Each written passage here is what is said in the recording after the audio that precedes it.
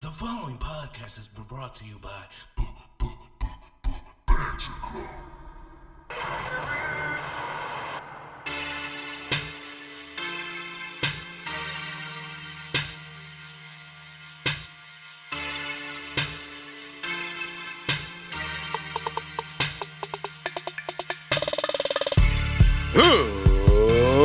Ladies and gentlemen, boys and girls, children of all ages, Ramblemania proudly brings to you, it is he, it is I, it is we, it is us, and we are your Ramblemania Tag Team Champions of the World, the Angels of Death 6XL, the Totally Evil One, TJ the Great, and we are the Banter Club. And of course, if you're not down with that, we've got 2 words for you.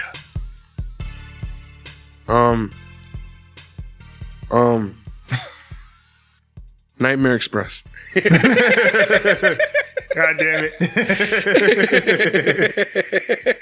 I suppose that's relevant. I would have said Lex. Well, I wanted to say Lex Express, but Also, Nightmare Express makes more sense. somewhat relevant, all just in consideration.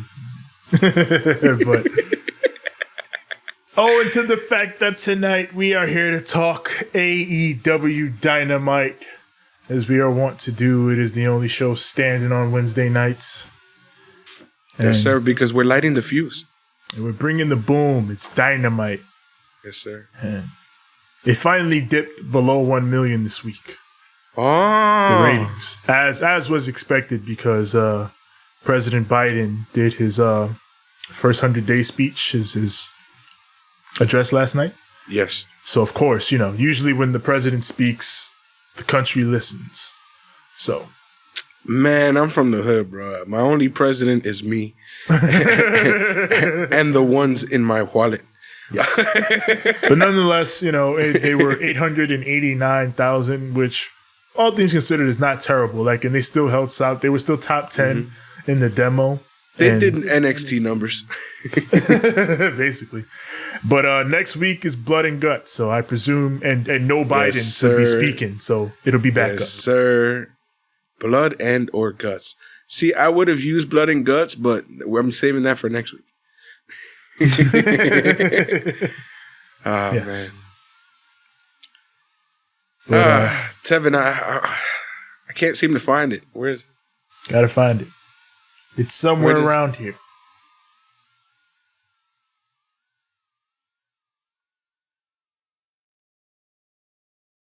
Ah.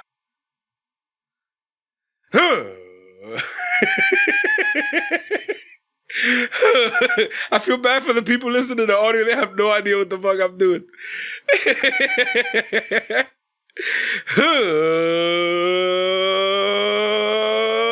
Let's banter. AEW Dynamite from Daly's Place, of course. Yo, it was still daytimes at Daily Place when they recorded this week. Yeah, they. I like seeing Daly's Place in the daytime. It's nice. Yeah, it looks all glowy.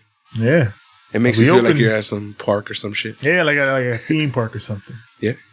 And we open this with some wrestling. Hangman Adam Page, the number 1 ranked wrestler in AEW, versus Brian Cage, the Machine. And Hangman's little thing in his graphic, it changes every week. This week it says, got beat up by a high schooler. referring to Hook last week. He's in high school?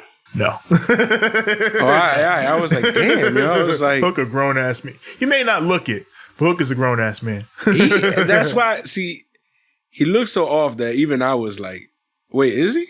It's believable enough to where I guess that's why. It's that fuckboy millennial, Right, they all look about 17. Yeah, it's that attire that they be wearing that they all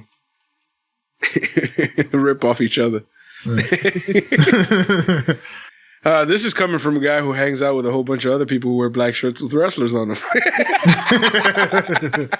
Like mine. As Hangman has that, he gets jumped immediately by Team Taz. Immediately, son. Immediately. Like, they just run out and beat him down.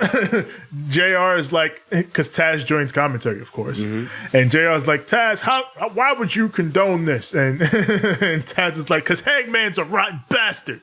He deserves this. Oh, man. So then the Dark Order comes out. They run Team Taz off. And they leave the two men who are set to wrestle alone, and Cage powerbombs Page on the stage. It's the age and the age of the age and the age. In the age of rage, Cage powerbombed Page on the stage. Are we going to have a rage in the cage? Yes. Back in the ring, Brian Cage is able to cut him off and drop him with the drill claw. He gets the win here. Yeah, I like to see Brian Cage out here when he's actually moving. Like, the motherfucker was flying around, and it's strange because he was wrestling fucking Hangman Page, who was also flying the fuck around, and I'm like, why y'all big horses flying around? This is weird. Just get your shit in, Brian Cage. I'm like, y'all over here fucking, y'all some luchadors over here doing all this crazy shit, fucking Hangman Page fucking flipping off the top, and then this motherfucker running around like, goddamn.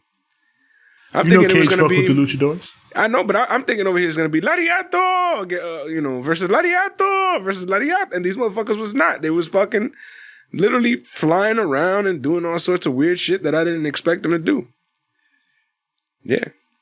But I mean, owing to this win, I imagine this bumps Hangman out of number one in the rankings, and it bumps someone else up. So yeah, damn, that'll be interesting to see who that'll be. We still held back with that goddamn, match that I've been dying to see. We now have the Elite in a fancy limo talking shit about Jon Moxley and Eddie Kingston. Since this show was taped last week, Kenny does not have all his belts. No, but they made up for it. They talked about it. They gave it a mention. They said that it's in the other. Yeah, they said Kenny's got all his gold elsewhere because he's got so much he didn't want to carry it with him. He needs an entire vehicle for it. Yeah. So that's how they explained off, Kenny not having the Impact titles with him. That's the kayfabe explanation. The real explanation is he literally didn't have it when they taped it. Yeah. So, but they tell, Jon Moxley and Eddie Kingston, we're not afraid of you guys trying to attack us. We're not afraid of anybody. We're not afraid of anything. And then they hear the horn honk and they all jump. Fucking Gallo spills his drink. It was like, hey, we ain't pussy. None of us pussy. Not a damn one of us. We all heart, bro. We all heart, man. We jump into action. You feel me? We bout that shit. We bout that like, aye. Just aye. And it was just Michael Nakazawa. He hit the wrong button. You got to do it like The Rock. Aye.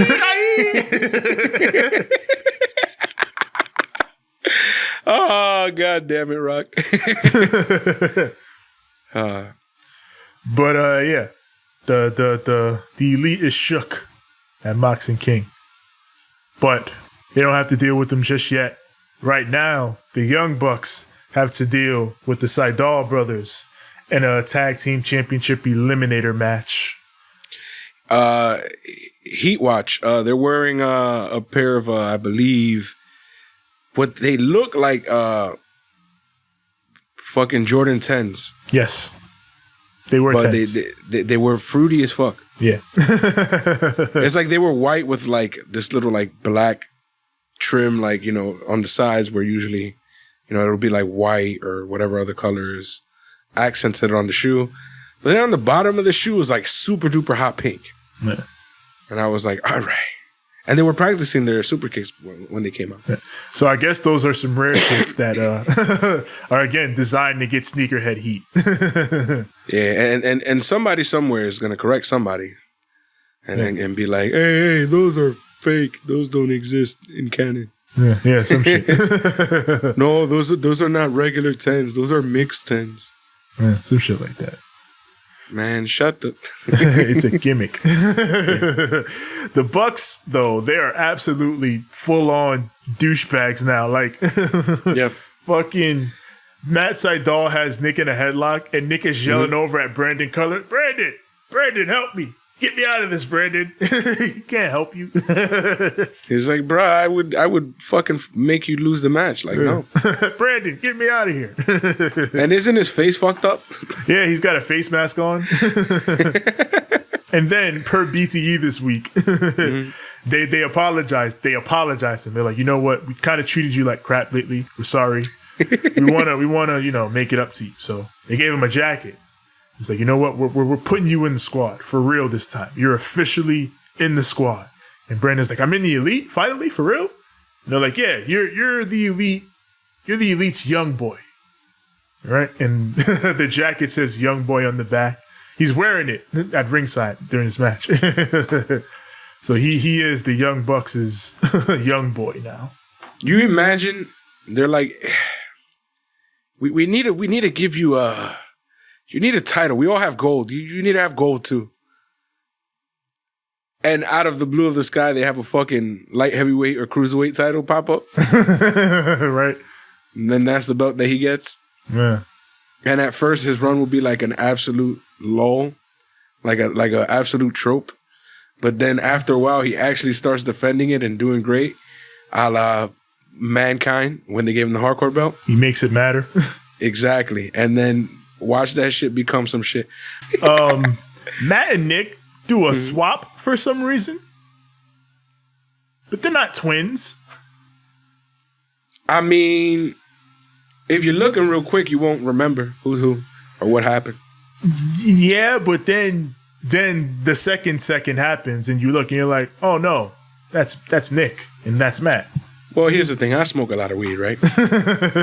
So you're gonna have this long-haired guy with no shirt, black pants, and white shoes, and then you're gonna have a guy who has the exact same outfit on walk in here, and I'm just gonna be like, was it you? I think it was you. I mean, fuck it.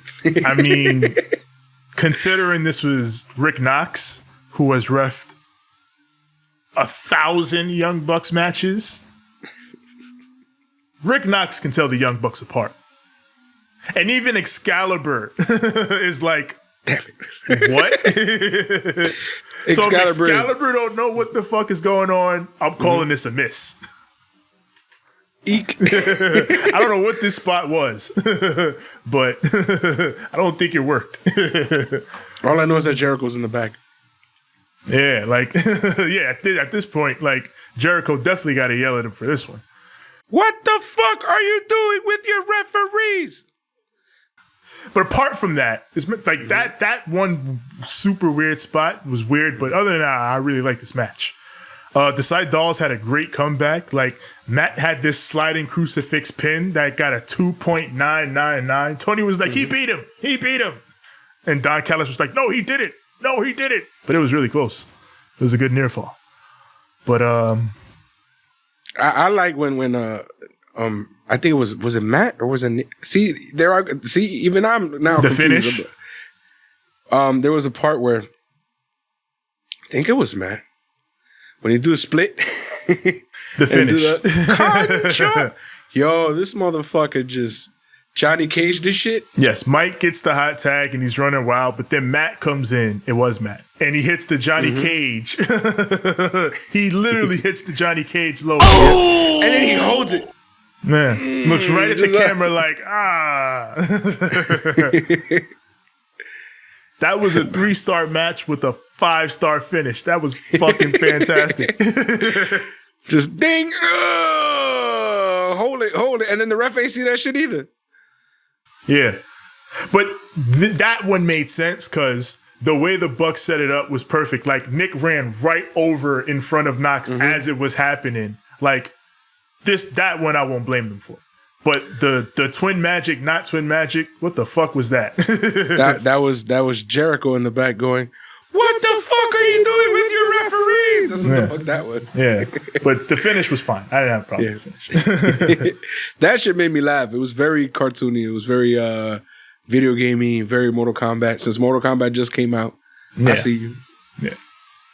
That synergy, HBO Max. There you go. Got to get that HBO Max synergy. I want AEW on HBO Max so bad. Following all this, we got SCU coming out. SCU. They got the mic. Even though they kind of sad, they've been sad looking as fuck lately, man. Yeah. Mm-hmm. Well, I mean, they talked about it. Cass says, I said in December, the next time we lose as a tag team, we are done. And we haven't lost since then. We are undefeated in 2021, and we are number one contenders for those tag team championships. Yeah, cuz. And Daniels, he goes, I was looking forward to fighting my best friends for those tag team titles, but I don't see my best friends right now. I see entitled, overdressed little bitches. Oh! Says, if we can't beat some sense into you, how about we just take those titles that you hold so near and dear? And that sets up for, I imagine, and I've thought this for a while, because, you watch AEW Dark, they never dropped that storyline. That storyline has been going the entire time with SCU. So I've been thinking the entire time, it's got to be the Bucks that beat them, right? And end them. It makes sense. I mean, Scorpio done already left. Yeah, Scorpio is already being a diddler with Ethan Page. So fucking diddlers, and they've been diddling in every fucking thing. they are the diddlers. Fucking dirty diddlers. They're the dirty diddlers. We're gonna talk about them later too. You gonna talk about the dirty dogs? Oh yeah, I'm gonna watch the dirty dogs tomorrow. The dirty dogs. That dirty dog. We got Orange Cassidy versus Penta El Zero M. Fucking JR straight up calls Alex Abrahantes a nerd. He's like, this guy's a nerd. How do you say nerd in Spanish? Was he wrong though? He wasn't wrong. Yeah. See, another thing too, I like Orange Cassidy's theme now. It so fits him perfectly. Just I'm like, hey. Oh my god, it's so perfect. It's so perfect. It works so well for him. But Penta says, oh, Lord. last week we introduced Trent to our friend Mike. You get it? And this week we're gonna beat OC to a pulp. And we go off to the ring. Is it just me, or is he getting more and more gimmicky as he goes? He's OD getting more and more gimmicky as he goes. Like, did you peep the jacket and the whole pose? And they got a whole pose and well, fucking. That's the reason why fucking Jim Ross should have just called him a Mark. Look at this fucking Mark. If Jim Ross. Even JR knows I can't say that. That's too far. If Jim Ross looked at the literally just looked at the camera, looked at Alex Abrahantes and said, "There's fucking Mark." Penta refuses to let Orange Cassidy put his hands in his pockets because he understands if this man puts his hands in his pockets, he achieves full power. I can't let him do it. If so, he got it. Every time he goes to put his hands in his pocket, no, cero, miedo. And it's almost like he understands. It's like if he puts his hand in his pockets, he's reached his final form and Cell's about to fucking transform into fucking perfect Cell and shit. Those hands go in the pockets, I'm fucked. I can't let him do it. Yeah, like he's gonna ruin me. He's done. So then he throws the glove. He does the thing with the glove. Tosses it over. Alex catches it. So OC's like, oh, word? You're doing gimmicks with your manager? I got you. But he jumps up onto the apron and then lifts it up like a fucking nerd. Yeah, like, I got it. Yeah. So then OC is like, oh, word? All right, I got you. Here we go. Takes off his shades, throws him over to Trent. Trent, not even close. Trent just goes, I love the best friend. The best friends are the realest dudes in wrestling because, like, they're just fucking out there winging it. All right, fuck it. All right. This is best friends. All right. That's their whole energy. Fuck it. Fuck it. Just keep going. It'll be all right. Yeah, it's fine. But then the match gets serious. They start doing lucha shit. Penta cuts him off with a backbreaker. Then OC comes back, rolls him into a sleeper, and then as he rolls him into the sleeper hold, thumbs up. But then Penta bites his thumb. So then he takes control off that into the commercial. Niggas said, fuck your thumb, son. Get that shit the fuck out of here. Yeah, fuck that thumb. Get the fuck. OC makes a comeback. He goes for the tornado DDT, but Penta holds it, and he hits him with a brain buster. Brain buster! The orange punch is blocked. Penta's thought he hits him with the pile driver. That gets a 2 count. Mm-hmm. So Penta, he decides, I'm going to break this man's arm. But then OC, he breaks the hold by putting his hand in his pockets. That's it. That's it. It's over. He's got his hand in his pocket. He reaches final form. Yeah. So he goes for the orange punch. Penta's able to block it, and he hits the destroyer. But then OC comes back right off the destroyer, hits the beach break.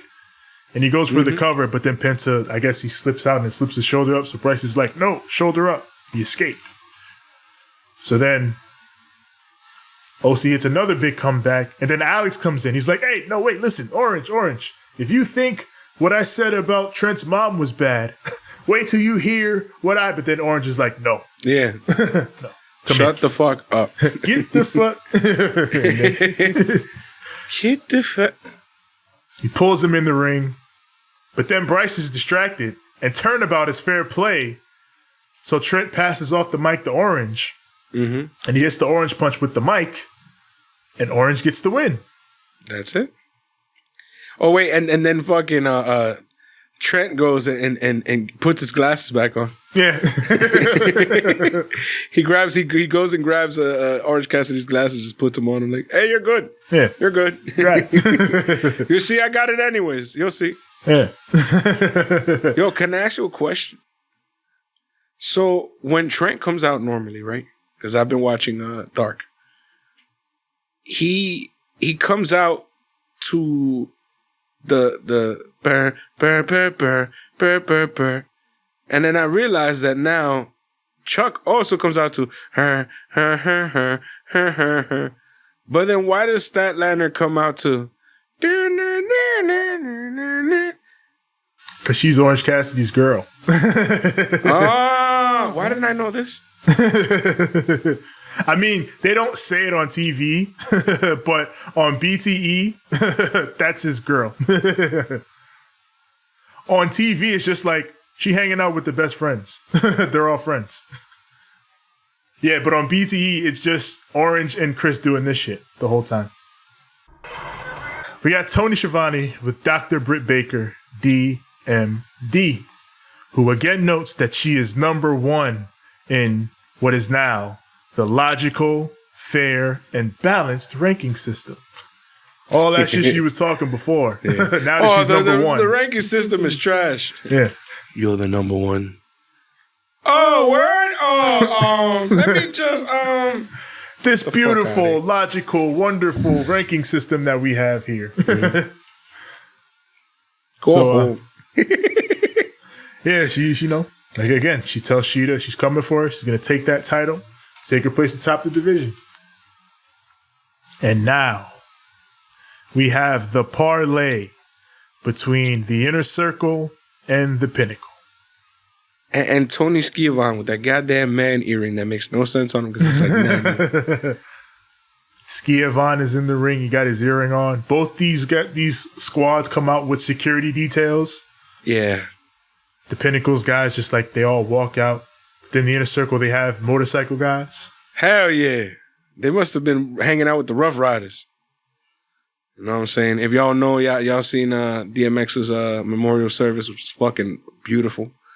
and you know, like, I mean, such a you know, like, it was so fitting for you know who it was. You know, such a great man. Anyways, back to this show. The crowd is absolutely losing their fucking mind to this goddamn song. This is the most on beat I've ever heard them singing Judas. Yeah. And then fucking, I remember because Danny Limelight was rocking out. Yeah. Hard body. oh, that's your jam, Danny. Let me find out. You know. But all these men get in the ring. They take the microphone. Tony, he gets set to do the coin flip to, you know, decide who gets the man advantage. But then Shawn Spears takes the mic. He's like, there ain't going to be no coin flip. We're taking the man advantage. We're the Pinnacle, right? We want that shit. He looks at Sammy. He's like, Sammy, when's the last time you even wrestled, huh? You see, this man right here, Chris Jericho, he's taking you into deep water.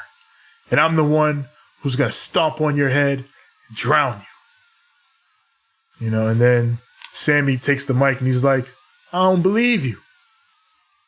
He says, you know, you were a failure. You've been a failure here in AEW. And come to think of it, you were a failure at your old company too. Oh! So he says, you know, you want the man advantage, you can have the man advantage. I'll even start the match. I'll start against you. I'll start against them. I'll start against the damn popcorn guy. I don't care. I'm ready to fight. Savage. Yeah. So then we go on to Dax and Cash. Ugh. Cash gets the mic.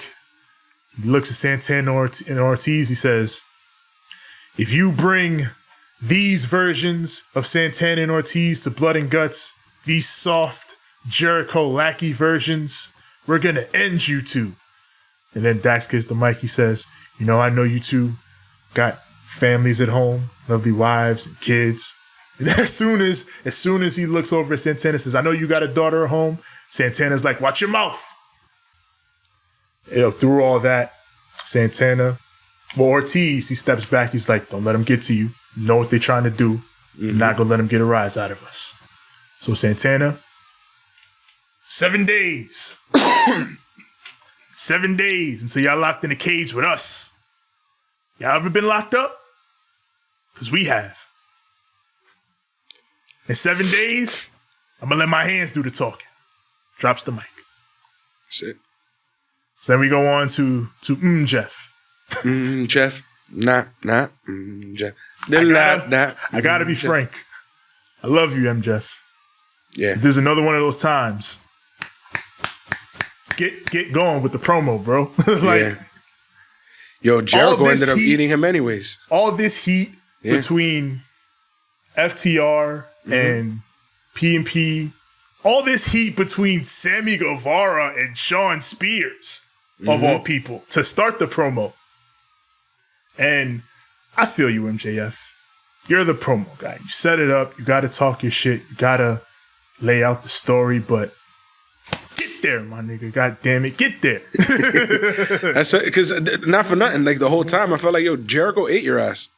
Like, it's not even that Jericho ate him. Like, yeah. 2 minutes into this, I was like, all right, shut the fuck up. Let Jericho rebuttal. Yeah, he was like talking his shit. Because this is a blood feud promo. And MJF is cutting, and by the end of it got better because he got to the nitty gritty. But like, you're starting off with the cute shit in a blood feud promo. It's not the way to go. Nah.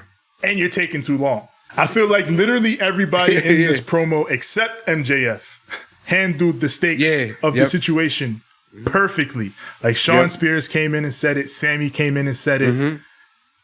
P&P and the tag teams took it all the way up there. Yeah, they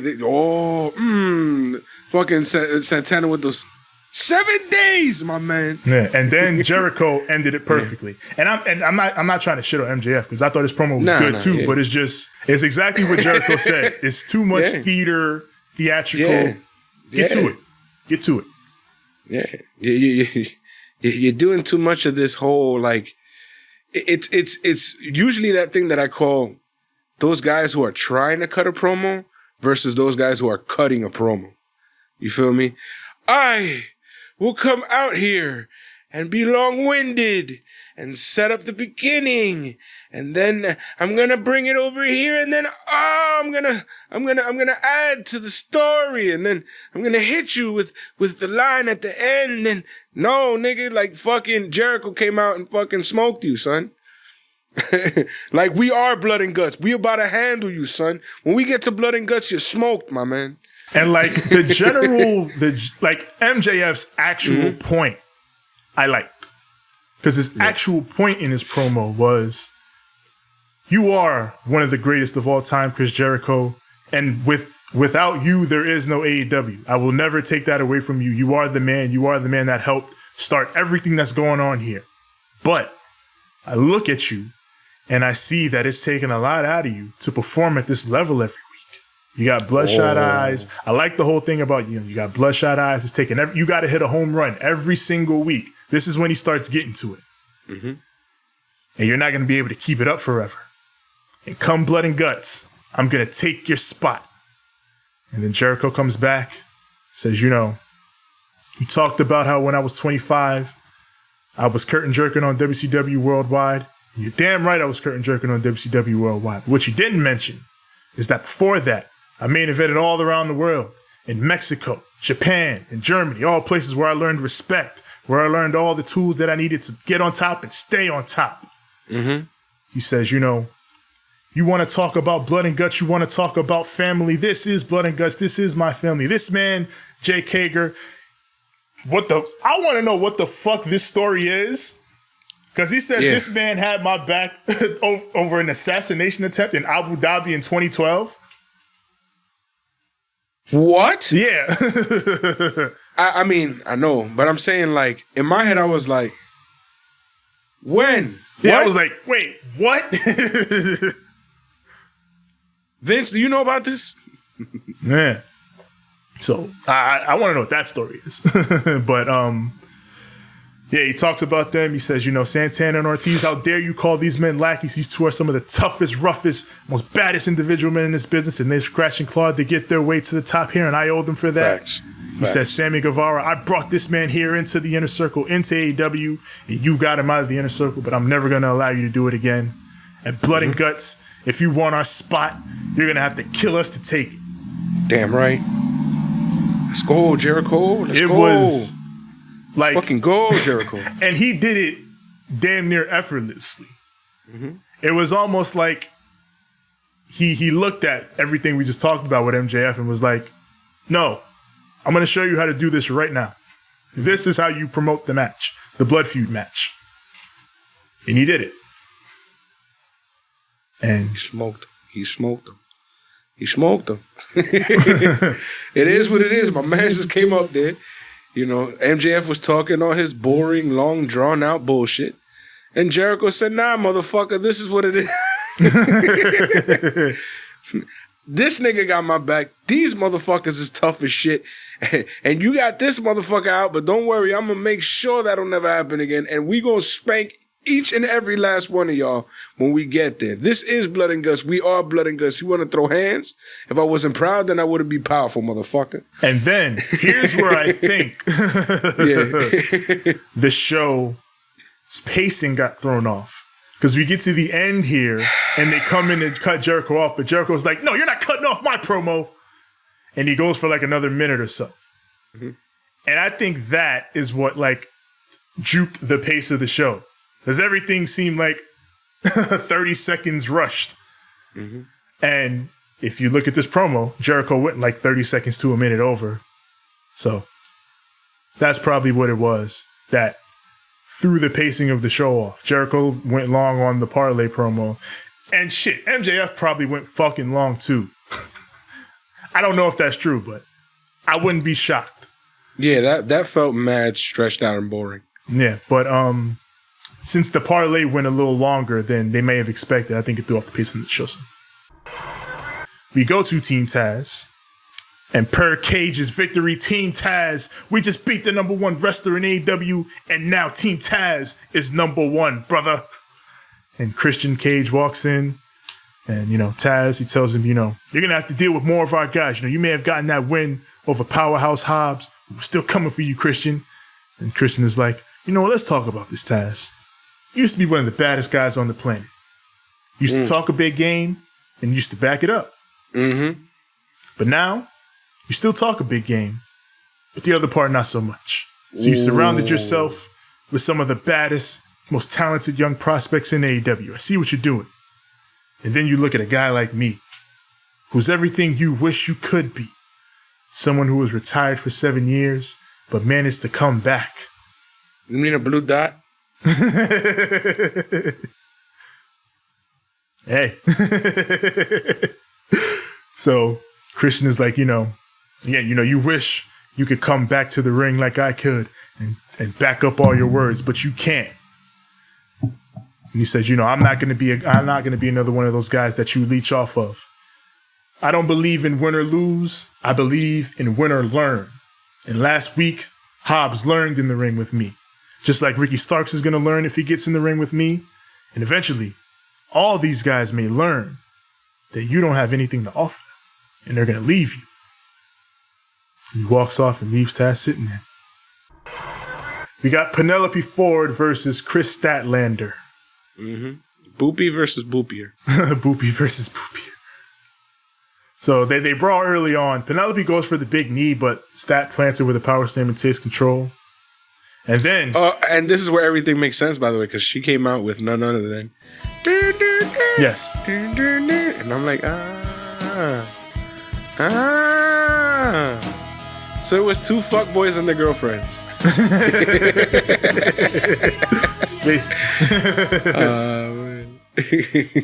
So Chris Statlander hits the ropes for a dive, and then she goes outside the ring, and it's a boop.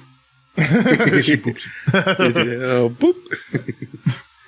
But then Kip distracts her. Penelope takes control into the commercial. Come out of the break. Stat comes back with a blue thunderbomb for a 2 count.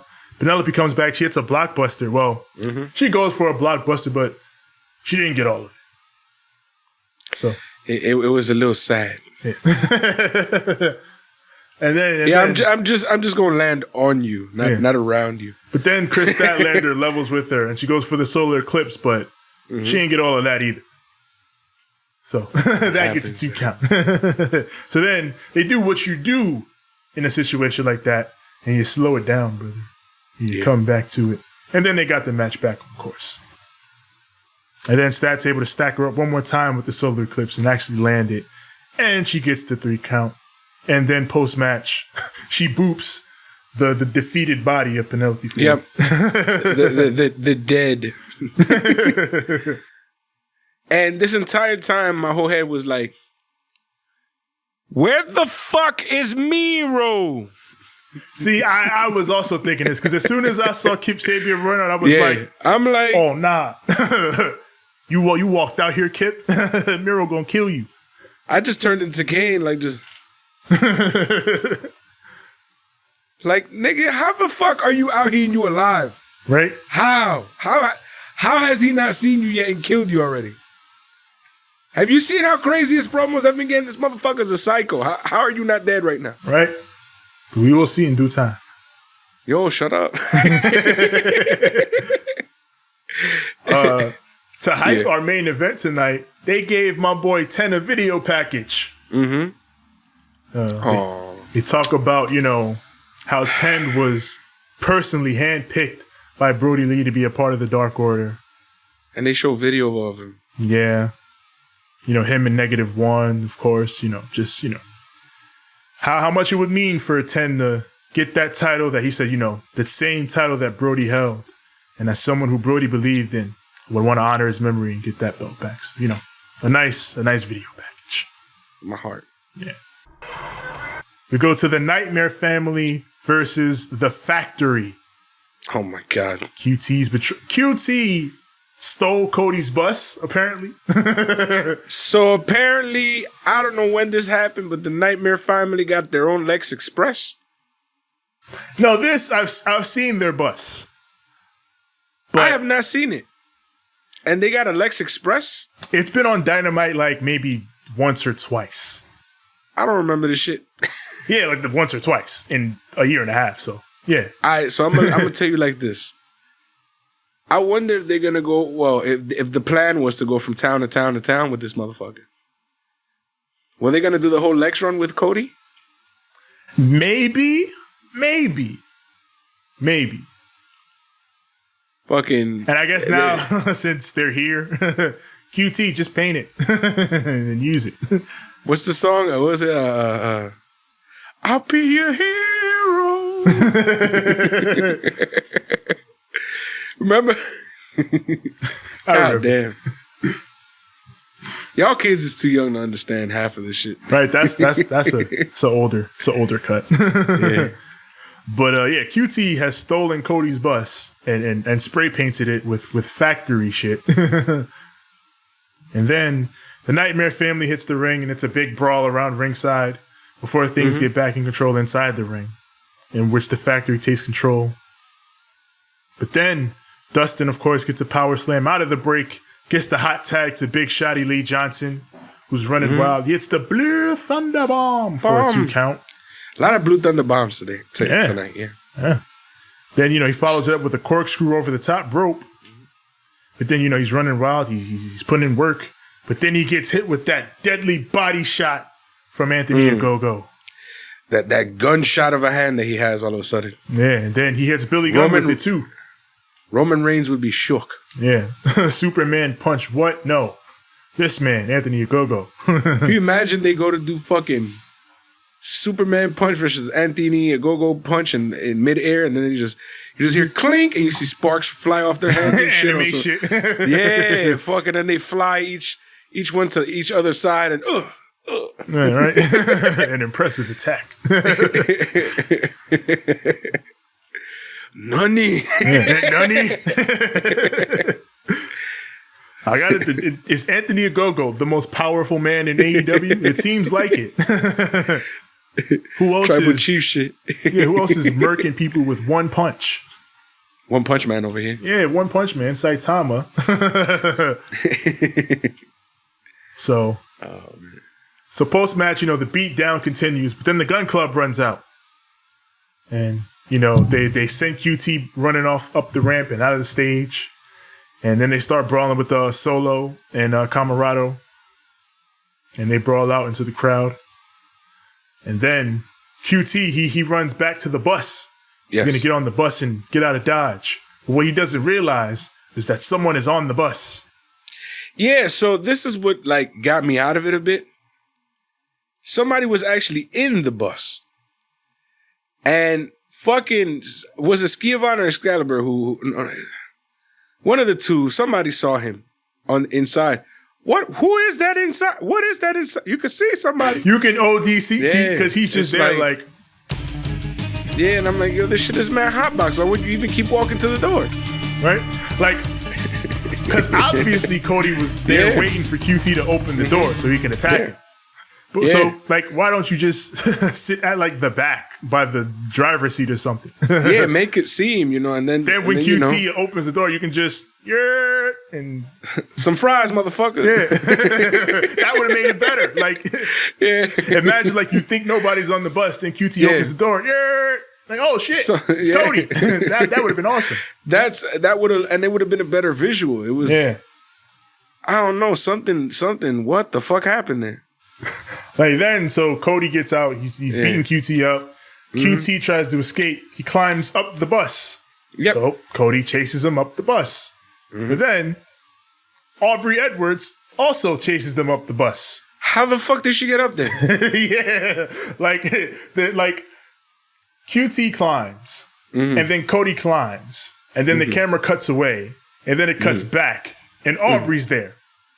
What? How? What? The whole time I'm just like, did anybody else see that shit? Aubrey just... What kind of Michael Jordan ass magic was that? It's that Shaq Jutsu. It's going around.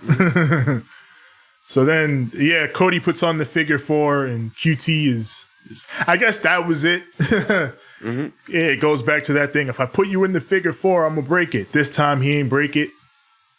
Showing, we ain't boys no more, motherfucker. You betrayed me. But how did he betray you really when you're the one who betrayed him? Nah, QT betrayed him. Nah. He said, I don't want any nepotism. He kept feeding him nepotism. Get the fuck out of here with that. While it's true that why would you give him more nepotism when he didn't want more nepotism? Yeah. QT's response of, I'm a fucking take my whole squad and go against your family is an overreaction, I feel. It is an overreaction, but not in the hood, though. Nah, I feel like even in the hood, I feel like No, even it's hood not. niggas would be like, No, it's not. No, What? it's not. I've seen it happen. No, it's not. but you know, but that's the thing. Like, they were a family. They all knew each other. Not his half of the squad. His half of the squad was his half of the squad from Rip. But they Rip. was cool with them too. It wasn't really that cool, bro. They was talking all this shit on the side. Anyways, They bro. probably did. You think about What it, they did the probably whole were. time, all they did was be like, yo, nah, this QT is the one. QT.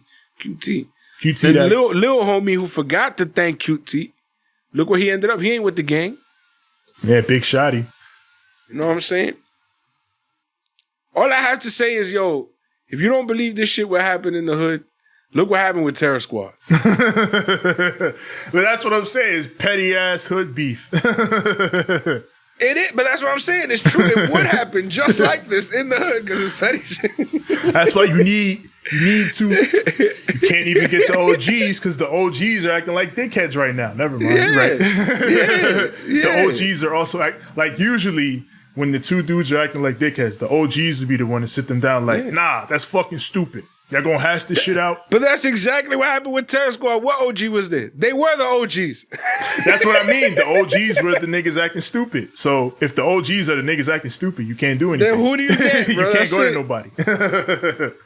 It's just petty shit. You just gotta let it. Yo, you either down or you not. It's just And if you not, you gonna get stomped on by the niggas you thought was on your side because they with the OG no matter what. I feel like QT ain't have to go about it this way. But this how it went though. That's how it went. He didn't wake up and choose violence. Violence chose him. Violence chose him.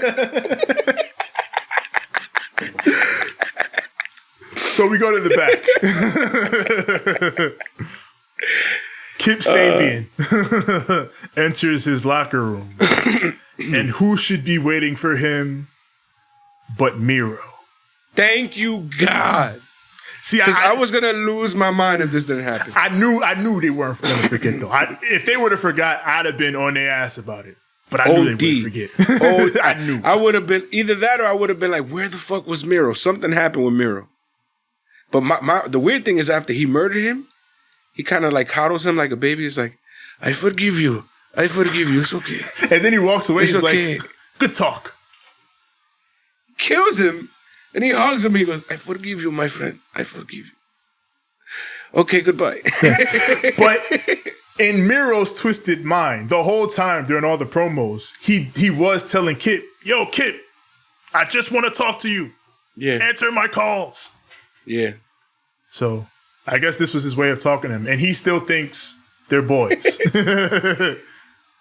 I forgive you. Yeah. Good talk. You just murked your mans, bro. You can't. You're not Fucking friends anymore. slammed It's his done. arm in the door. It's time to pay your dues, His kid. gaming arm. His gaming arm. This man can't even play. I'll be watching Kip play Warzone on Twitch. He ain't gonna be on there for like a week now. Damn, yo. How we gonna watch Warzone? It is now time for the main event. It's time for 10. Blurger, blurger, blurger, blurger, blurger. Third week in a blurger, row, blurger. Darby Allin, the TNT Championship, in the main event, defending his title against the number 5 ranked 10 of the Dark Order.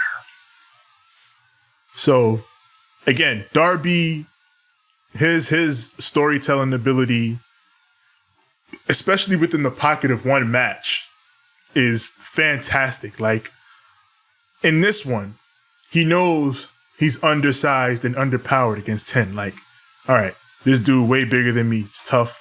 I'm going to have to skirt around him. I'm going to have to outspeed him. I'm going to have to chop him down. So he does that. He's super aggressive. And first, he starts going at his legs. Then he starts working at his arm. Because like Excalibur knows, like 10 had knee surgery. So he starts working on that, chop him down. Then he starts working on the arm because 10 had a shoulder injury. So, again, just good storytelling from Darby. And then, he's holding on that arm. They go to commercial. Out of the break, Darby sets up top. And 5 comes over to help his boy out. That's the tag partner. But then, once again, Darby just, Dark Order, I'm diving on y'all. It's y'all motherfuckers again? Let's go. So, 5 and 10 are down, and then the rest of the Dark Order, they come over to check on their boys. But once again, here come old man Sting. Get the fuck. Get the fuck. And the Dark Order's like, hey, nah, we just checking on him, all right? It wasn't like Luchasaurus. They wasn't with the smoke this week. Yeah, but you saw Sting like, no. Get the fuck. He wasn't having it. He's like, get the fuck. And then Dark Order was like, nah. We good, OG. We good. Yeah. Yo, they backed up so quick, though. Yeah. At the second Sting, nah. Yeah. Chill. Yo, my bad. It's not even like that. Yeah, nah, we just... That's exactly what that was. It's not even like that. Yeah, nah, he was hurt. We was just checking on the homie. Yeah. So, in all this hoopla, Ethan Page runs out and attacks Darby. Yep. Being a damn diddler he is. Why? And then he does the CM Punk. Right. Fuck him. Fuck this guy. Trigger. Over here all triggered and shit. He said, you didn't even do nothing. Go home. Right. Chill with your pink ass shirt and your short shorts. Out here with short shorts. Then 10 hits a wheelbarrow German. That gets a near fall. He's got Darby in the headlock. So then Darby starts ripping at his mask. Yeah, he starts ripping open the eye hole. Yeah. Which, you don't do that because Brody gave him that mask. Yeah. It's beef. So he rips the mask. Mm-hmm. But then 10 locks him up in the full Nelson. Like, all right, fuck that. I'm going to lock you up in the full Nelson. No more use of your arms. Mm-hmm. But then Darby's able to take him to the corner. And then classic wrestling goes up and over. Has 10 dialed back for the 1, 2, and 3. Yes, sir. 3-peat Darby. Yes. 3 main events back to back to back. And here is this man retaining his title, looking like a goat. This is what he does. In post-match, these men shake hands. Darby takes off 10's wristband and holds it up for the crowd. Wristband. I got shook for a second. I was like, don't disrespect. And then, he did the right thing. He held it up. He's like, it's for Brody. It's for Brody. Yeah, and we thought shit was sweet. But then, as Darby is saying goodbye to everyone, bye, friends. Somebody attack Sting. Yes. These damn diddlers, Ethan Page and Scorpio Sky. Mm-hmm. They come out, they attack Sting and Darby, and they're beating them down. And eventually the save is made by Lance Archer, and 10 comes back out too alongside him. Like, nah, you ain't gonna beat these men down any longer. No, sir. And they run them off. I mean, a solid end to the show. Mm-hmm. Once again, Archer. I imagine, are we? So what do we get with this? Do we get like Darby and Archer versus the Diddlers with Sting in their corner?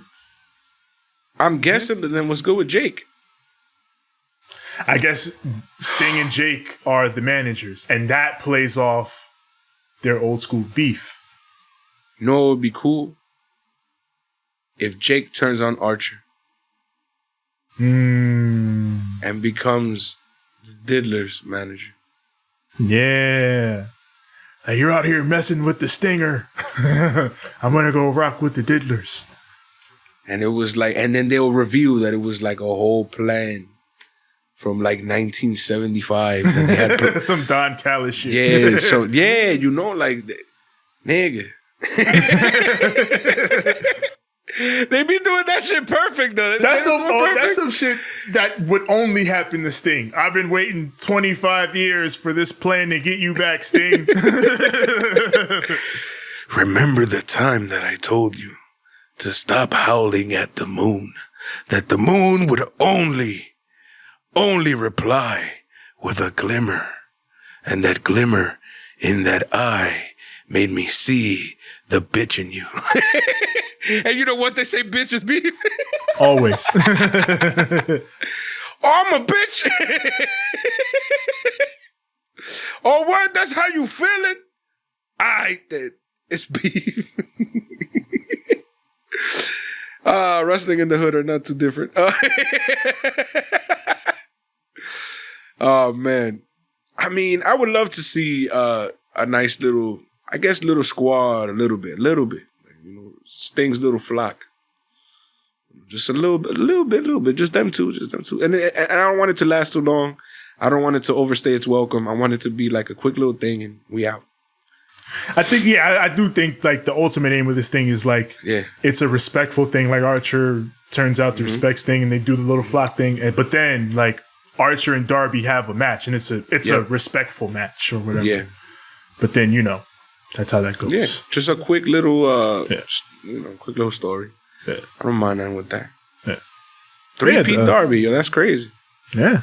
It's like I said last week, it's cool to see them like going all in with the youth and, you know, especially considering, you know, next week we got Blood and Guts. So that's hell yeah. That's big stars, that's big names, that's big matches. So and they made no ifs, ands, or buts about it. This is War Games. Yes. War Games. Yes.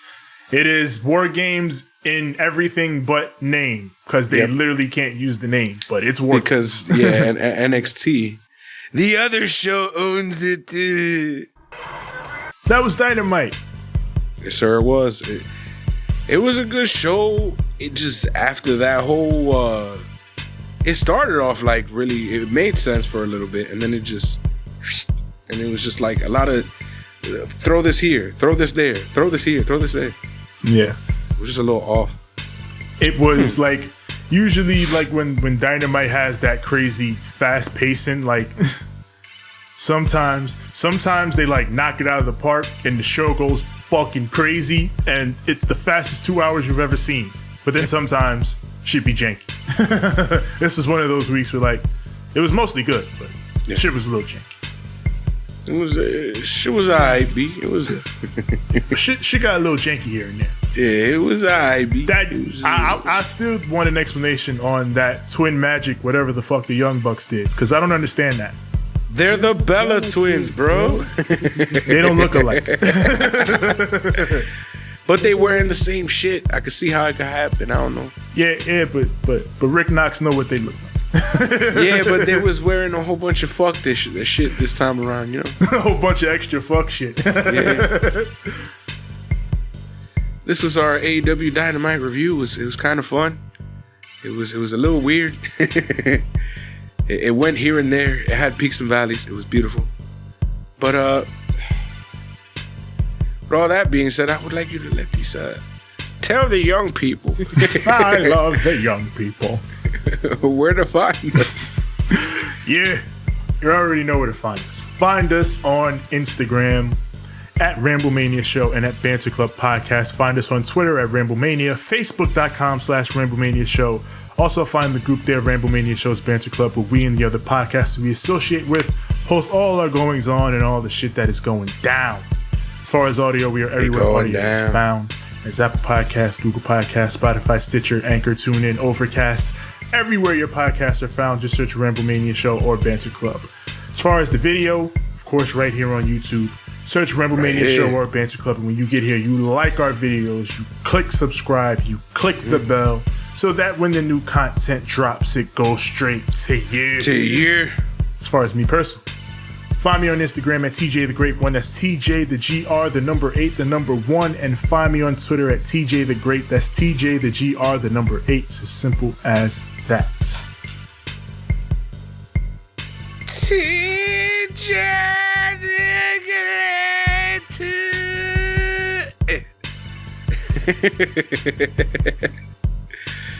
Oh man, you can find me on Instagram at the number 6, the letter X, the letter L. That is at 6XL. You can find me on Twitter at SIIXX. Ain't I great? That is at SIIXX. You already. Tevin, I think it's time to leave these young people with a little something called the Too sweet. Me and my fucking young people. Our young people. Had a good fight. Had a good night. Blegger, blegger, blegger, blegger, blegger, blegger, blegger, blegger, blegger, blegger, blegger, blegger, blegger, blegger, blegger, blegger, blegger. I love the young people. How many times do I have to teach you this lesson, old man? Look at it. I love the young people. What's wrong with this outro?